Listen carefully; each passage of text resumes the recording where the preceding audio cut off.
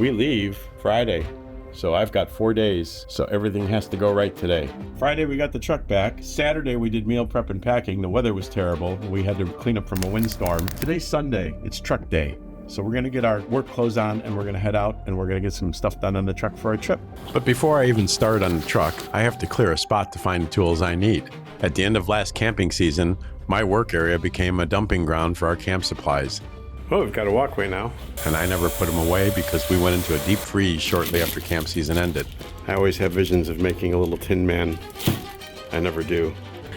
Starting to look like a garage again. This was just one more small thing to add to the day's tasks.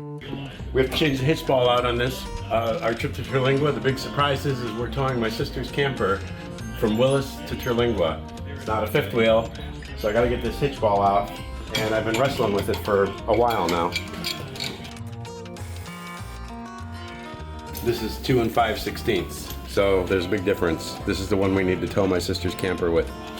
They have a class 4 hitch, and I would put an adapter on. I'd rather not use the adapter because this has like a 25,000 pound capacity or 20,000 pound. And because you always go big. Go big or go home. As an example, that's a knife. To cut this. Is that screw supposed to be lopsided? That's called a lock washer. Oh, It okay. compresses down and keeps the nut from coming loose.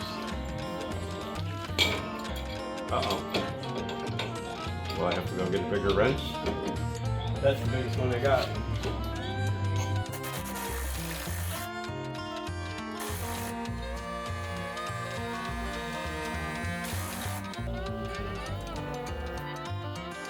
We all know what this is, the torque wrench, and you've seen me misuse these in the past. Not this time. With your sumo. Funny, I remember tools gone wrong. You have an amazing memory for things that I've done wrong over the past 20 years. All right, I'm not sure what the torque is on this. We'll have to look that up. But we're going to start at 200.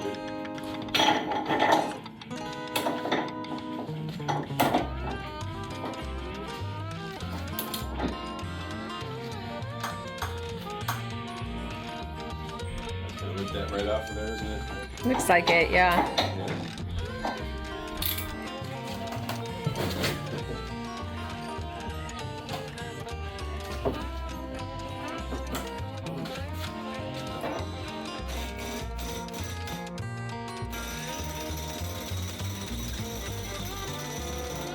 The spec on this Husky torque wrench is 400 foot-pounds with 90 psi. So I think we've got this thing down good. I don't have a torque wrench big enough. My torque wrench only goes to 250. So when you're done with your torque wrench, you always got to zero it out. The hitch should have been simple. It wasn't. The locking pin in the receiver was frozen up with winter crud, and I had to wrestle with it just to get the receiver open and usable again. Once that fought back, I knew this was not going to be the quick truck day I had pictured. Because that's not some random truck thing. That's directly tied to whether the next part of the trip feels ready or not. This is the stuff that is easy to ignore when the truck is just sitting here. A lot harder to ignore when hookup day is coming. Apparently, winter was not done helping.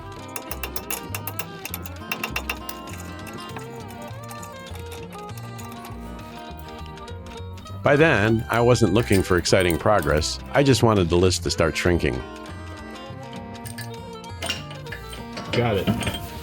That's a victory. All right, we have a reducer sleeve that comes out. Wipe this all off and clean it up. This is the pin side, so that can go through here.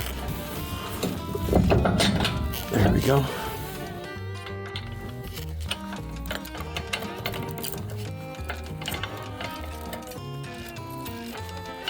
And it's locked in. Okay, that was a little bit more of a project than I thought. I thought this was going to be an easy one. Step one's done. Fuel filters. We got one under the hood, and we got one under the frame. It should be this 28mm socket. The fuel filter isn't exciting. That's exactly why it's easy to put off. But when the trip is close and towing is part of the bigger plan, this isn't the kind of thing I want sitting on the list. So this was one of those basic jobs that mattered more because of the timing. A snap-on family ratchet. I don't know how long this has been in the family. That's really the theme here. Nothing flashy. Just things that stop feeling optional once the deadline gets closer. You can see the cap there coming off, and then I'll do the rest by hand. As long as it doesn't get windy, we're good. We're golden. As soon as I crack the top on that valve, it'll start coming up fast. That's why we save our coffee cans. The goal is not to make the truck perfect. The goal is to make it ready enough that I am not second guessing basics later. There we go.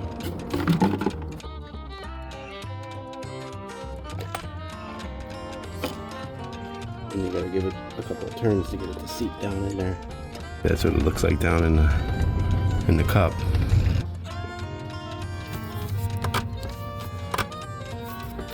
Okay.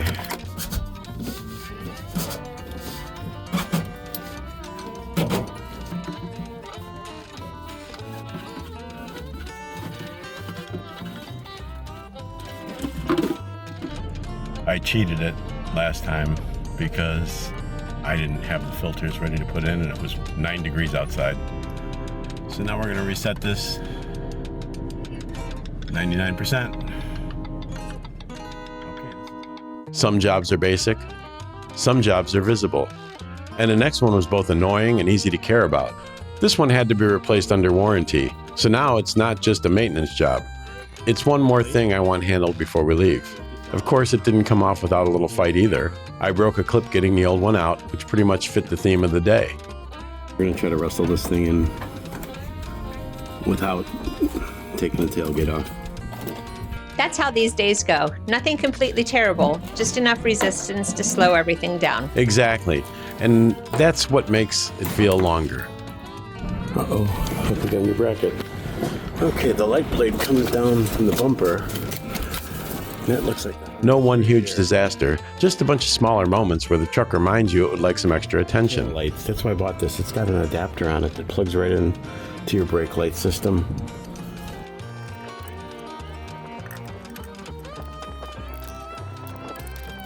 Everything up, let's test them. Oh, they all work. Nice.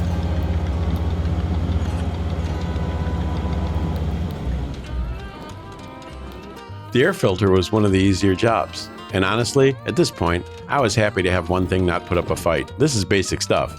But basic stuff feels a lot better when it's done and not still sitting in the back of your mind 4 days before a trip.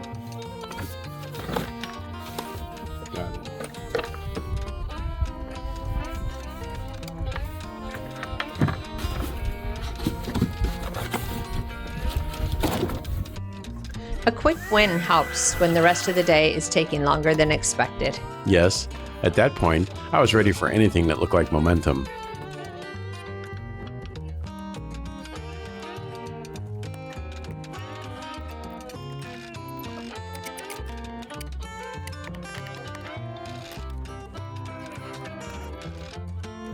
The last job was small, but it still mattered for peace of mind. If you've ever gotten that DEF warning and gotten limited to 55 miles an hour, you might want to watch this. This is a bypass cable that plugs into my block underneath the dash, and it takes my ODBC port and lets me program and clear codes. My policy is, and I'm not telling you what to do, I'm not saying it's right, it's wrong. Say what you want down in the comments. I'll clear the code once. If it comes back, I go to the dealer and get it taken care of. But I've had the DEF code come up numerous times, wiped it out, gone away, it's never come back. The caveat is that when you take this into the dealer, you have to unplug it. Otherwise, they blame everything on you. That's just the way they are. So we're gonna go ahead and put this plug back in because it was just at the dealer for the service air suspension. And that's all fixed. So now we're taking a road trip. If I get any kind of errors, I'll clear the code one time. If it comes back and it's recurring, I'll get it to the dealer as soon as I can. I keep the Blue Driver and MX setup handy with Alpha OBD. And I think it's designed mostly for Ram Fiat because I would much rather have the option to check and clear codes than wish I had brought it. I was able to turn off the seatbelt alert chime because that's an annoyance when you're camping and you're trying to park your rig. So now we got these two screws out. We drop the panel here. It feels like it's going to break, but it hasn't yet. There we go. Okay, so we take this one out.